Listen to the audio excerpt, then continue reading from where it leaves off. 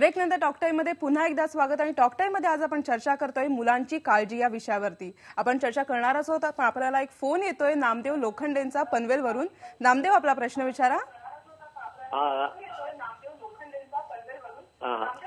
टीव्हीचा आवाज जरा कमी करून प्रश्न विचारा आपला। माझा आवाज म्हणजे माझं काय आहे, माझा मुलगा आहे, आपला नातू आहे, 6 वर्षाचा आहे। हां आणि त्याचं काय झालं, सलग प्रश्न विचारा आपला। जेवायला खूप वेळ लावतो, म्हणजे जेवण म्हणजे पोट भरून जेवत नाही आणि सडपातळ आहे। जेवायला खूप म्हणजे एक जेवायला म्हणजे एक 2-2 तास लावतो जेवायला। डॉक्टर सुभाष, मला वाटतं तुम्ही या प्रश्नाचं उत्तर द्यावं। आपण आताच भुकेबद्दल बोललेलो आहोत, तर तुम्ही काय बोलाल या प्रश्नाबद्दल, तुम्ही काय उत्तर द्याल डॉक्टर सुभाष? चोरगडे सरांनी जसं यापूर्वी सांगितलं की त्या मुलाचा तो एक बिहेवियरचा किंवा वर्तणुकीचा पॅटर्न असतो आणि आपण त्याला आपल्या पद्धतीची परिमाणं लावण्याचा प्रयत्न करत असतो। आता खूपशी विभक्त कुटुंब पद्धती सगळीकडे आलेली आहे आणि कुटुंबामध्ये एखादंच मूल किंवा एखाद दुसरं मूल एवढ्यापुरतंच ते मर्यादित राहिलंय आणि म्हणून या अशा प्रकारच्या समस्या विशेषतः शहरी भागांमध्ये थोड्या विभक्त कुटुंबामध्ये अधिकतेने आढळायला लागल्यात। एक 4 मुलांबरोबर जर ते मूल जेवणार असेल आणि त्याला जर हे स्पष्टपणे जाणवणार असेल की बाकीची मुलं हे 10 मिनिटात संपवतायत आणि कुठेतरी मी 2 तास लावतोय, यात ते चुकतंय, तर मग निश्चितच या प्रकाराला आळा बसू शकतो। दुसरा मुद्दा त्यांचा होता की त्यांना त्यांचा नातू सडपातळ वाटतो। जगात एकही आजोबा किंवा आजी अशी नाही की ज्याला आपला नातू सुदृढ आणि धडधाकट वाटतो, त्यांना तो नेहमीच सडपातळ वाटतो। नक्कीच, एक खूप चांगला मुद्दा मांडला। पण आता आपल्याला पुढचा फोन येतोय ज्योती तोहरे यांचा अकोल्यावरून। ज्योती, आपला प्रश्न विचारा। हॅलो। हां ज्योती, हाय, आपला प्रश्न विचारा ज्योती। माझा मुलगा आहे म्हटलं 6 वर्षाचा आहे। हां हॅलो, आपला प्रश्न सलग विचारा ज्योती। हा, माझा मुलगा आहे म्हटलं सर 6 वर्षाचा आहे। हां 6 वर्षाचा मुलगा आहे म्हटलं माझा आहे। ओके। हा, तर त्याला जसं असं त्याचे खेळणे वगैरे वस्तूला हात लावला की तो आक्रमक होतो, थोडा म्हणजे रडतो वगैरे। हॅलो।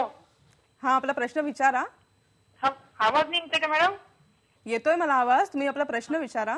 हा, तर त्याला नख कुरतडण्याची सुद्धा सवय आहे, नख। हॅलो। धन्यवाद। मला वाटतं डॉक्टर श्रीकांत, हे जे काही मुद्दे मांडलेले आहेत, डॉक्टर ज्योतींनी जे मुद्दे मांडलेले आहेत की त्याला आक्रमक होतो तो खेळणी बघून आणि नख कुरतडण्याची सवय, तर त्याबद्दल तुम्ही काय सांगाल? असं आहे की मुलं जेव्हा इतर लोकांशी संपर्क करायला शिकतात, संवाद करायला शिकतात, मैत्री करायला शिकतात, तर ती देवाणघेवाणाची मुलांना सवय हवी असते आणि ती शिकणार असतात। तर लोकांची खेळणी मुलांना हवीत आणि आपली पण खेळणी द्यायची नाहीत, असं एक ठराविक वय असतं। पण हे मुलं हळूहळू ते शिकत जातात आणि बहुतेक एकुलतं एक मूल असलं त्याला सवय हीच असते, घ्यायची सवय असते, द्यायची सवय नसते। नक्कीच, आणि मग त्याच्यातनं कुठेतरी ही एक वर्तन समस्या उद्भवू शकते। नितीन देशपांडे यांचा औरंगाबादवरून फोन आहे। नितीन, आपला प्रश्न विचारा।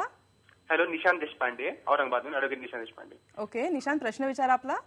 माझा प्रश्न आता सर, माझी भाची आहे, तर ती खूप प्रचंड रागराग करते, तर तिच्या बाबतीत वेगवेगळ्या तज्ञांचं मत घेतलं तर वेगवेगळ्या त्यांच्यात फार विरोधाभास जाणवला, तर नेमकं कोणाच्या म्हणण्यावर विश्वास ठेवावा, तर या बाबतीत आपण काय सांगू शकाल? डॉक्टर सुभाष, मला वाटतं तुम्ही या प्रश्नाचं उत्तर द्यावं, अत्यंत थोडक्यात असं मला ते उत्तर हवंय।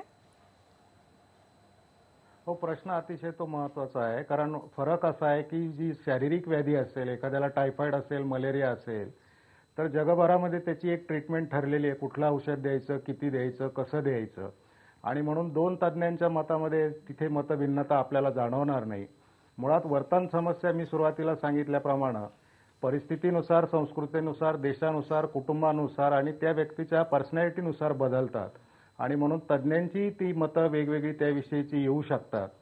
तर निवड करत असताना तो तज्ञ त्या क्षेत्रामध्ये किती अनुभवी आहे, त्या क्षेत्रात त्यांनी किती काम केलेलं आहे हे खूप महत्त्वाचं ठरतं आणि म्हणून मग अशी वर्तन समस्या असेल आणि डॉक्टर श्रीकांत चोरगडे असतील आणि डॉक्टर सुभाष देवडे असतील तर मला वाटतं आपण डॉक्टर श्रीकांत चोरगडेंची निवड करावी, कारण गेली 3 दशकं ते या क्षेत्रात काम करतात.